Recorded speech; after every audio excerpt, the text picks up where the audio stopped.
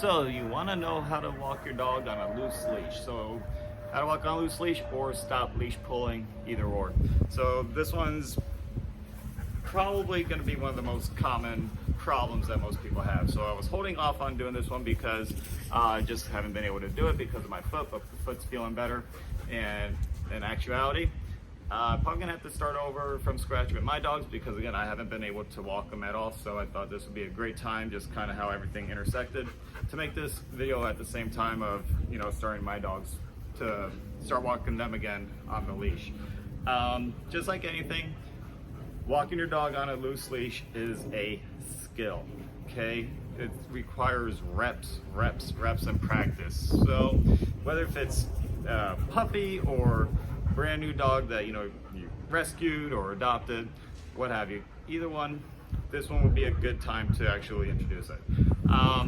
Now I'm gonna go ahead and just preface this because I go ahead and use prong collars on my dogs, even though I might transition off of it just to see how they do, but it doesn't really matter. I'm not gonna get into the aspects of the collar. However, the first part is if you're gonna use a prong collar or any type of collar, this would probably be the most humane way to do it. And I can see the wind is picking up, so hopefully you can hear me because I see the camera falling, plus Ava's running around too. This would probably be the most humane way to help them understand what the collar is actually for.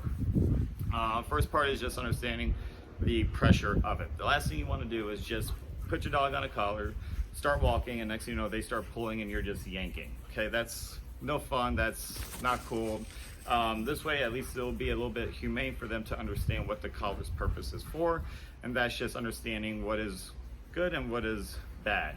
Okay, and in this case, when it comes to actually walking, is understanding where the pressure is coming from, and that they understand when they come to you, or the opposite of where the pressure is coming from, they get out of it. Okay, so in this case, if your dog is walking forward, they understand by walking forward, there's a lot more pressure on the collar coming from the front, so to get out of it, I have to come back, okay? If they're wanting to wander off, to the side of you because they smell something in the grass, they start feeling the pressure on the collar, they understand they gotta come back to you in order to get out of it. Okay, so that is all you're doing for the first part of this. Gonna do it in parts. Got Ace here for the first part, and then I'll do the other half with Ava. And this one, gonna again just use treats because again, you always want to reward. You always want them to understand that something good is gonna happen, okay, when they do something right. And in this case, all you're literally doing is putting some slight pressure on the collar, one way, back and forth, they come to you, they get a treat, that's it. So even when you first start walking your dog on a collar, or on the street or what have you, whenever time they check in, they do something good, they come right back to you, they look up, hey, treat, boom. So they understand that being closer to you while they're walking is gonna be a good thing, okay? The second part of it, I'll get into in a little bit, but for right now, I'll just show you the first part. So I got Ace on the leash here, and again, he does have a prong collar, but again, it's gonna be so slight, it's not gonna matter, okay? So he's already looking because he can already smell the treats. All I'm gonna do is, if he comes this way, yes, okay? And again, my release word is yes, use whatever you want, okay? So if he comes this way, yes, good boy. And you're just gonna do this, you're gonna do this shit over and over again. So he comes that way, yes. Yes. So the leash and the collar is literally guiding him to where I want him to go, and he understands that's where he needs to be. And as soon as he starts getting released from the collar, he gets a treat. So he's boom, yes, good boy. And you're gonna do this shit over and over and over again. Yes. And you can do this every time they check in with you. So letting him kind of just space out. And then once something happens, boom. Yes, good boy. And as you can see, I'm not yanking, I'm not doing anything. I'm literally just putting a little pressure on him to guide him to where I want to go. And then as soon as he releases, well, not releases, but as soon as he eases up on the pressure of it, where it starts slackening the leash, just gonna relax. He looks up to me. Yes, reward, give him a treat.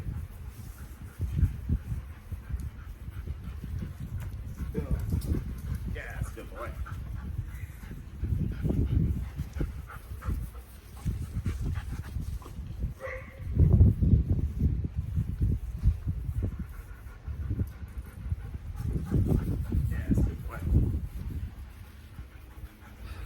Gonna go ahead and answer this one. Should you heel left or right? Honestly, it doesn't fucking matter. With Ace, he's mostly on the right. With Ava, is always on the left. If you want to get down to it and be a stickler about it, most trainers would put the dog on the left. But again, to each their own. When I was training my client's dog Bailey on Saturday, he's a right heel walker, just because, again, client's son got some medical issues, so he's always on the left of her, so the dog has to be on the right of her. So in some extreme circumstances, that's what's going to happen. Is it right or wrong? No, but if you want to be a stickler, be on the left.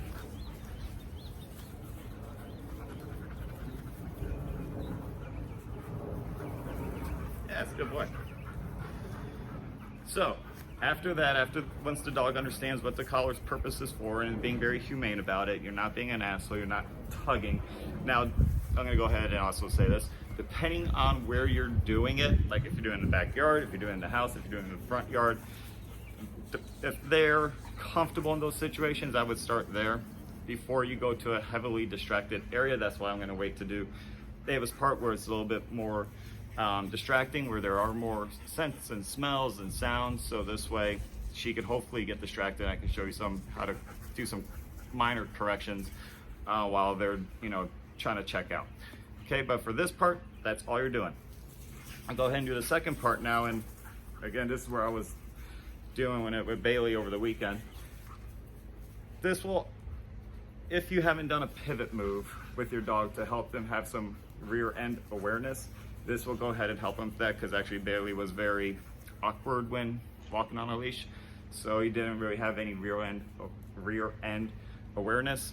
So with this one, not doing a focus heel, okay? I don't need the dog to look up at me. If they want to look up at me and I'm gonna give them a treat, cool, because if they're looking up, they're usually gonna be right by your side. But with this one, it's just gonna be more of a contact heeling, where the head is straight, but their knee and my knee are in line. I'm just gonna do a couple of paces, because again, they're just gonna follow me. And then when I stop, I bring it up, and that's when they're gonna get into a sit. In order to get the dog into a sit, their head has to usually go up and the butt goes down, and that's why when I stop, the head comes up, boom, and then release, yes.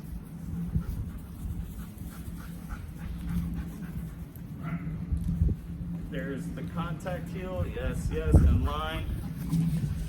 And then, boom, yes.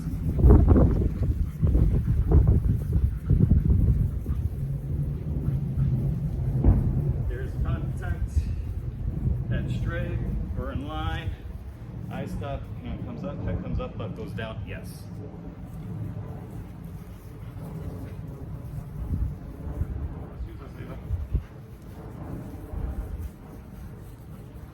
See if you can see it from this side. Boom, boom, boom. Yes, good boy.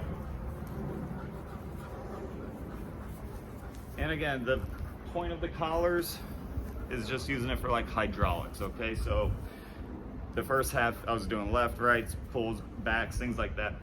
If you're gonna use it for a sit, the leash goes up because that's where the pressure is going.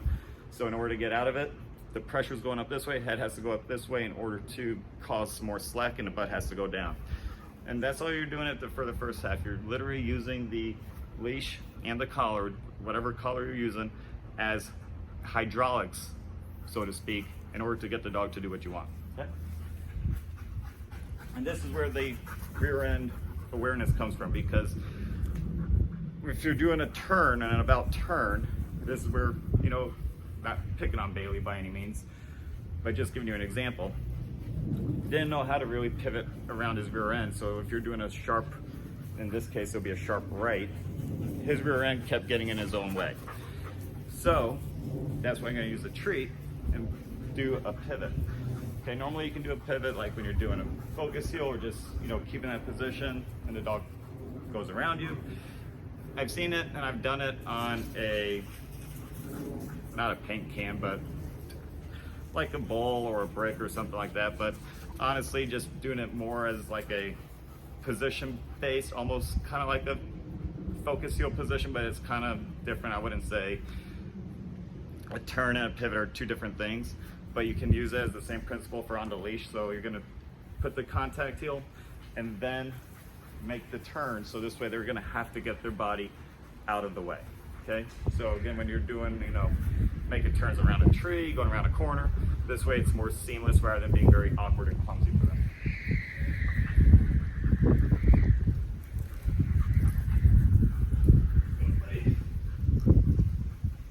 Here we go. He's into it, then boom. See how the head goes, body gets out of the way. Boom, yes.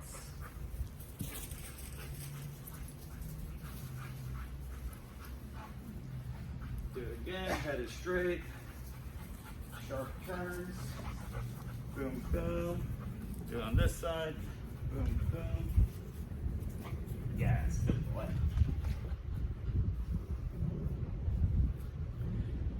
Running out of tree squirm on this one, so probably gonna end it there. This probably is a 2-part video just because it's gonna be so long. Few errors of what happens with people walk their dogs. One problem that most people have, most common problem that most people have, is they let the dog get in front of them too quickly. If the dog's already in front of you, now I'm gonna again hopefully get Ava to mess up on purpose so I can show you what happens. But when the dog's already in front of you and there's already tension on the leash, you already lost that battle because you can't correct them fairly. It's gonna be more of a pull.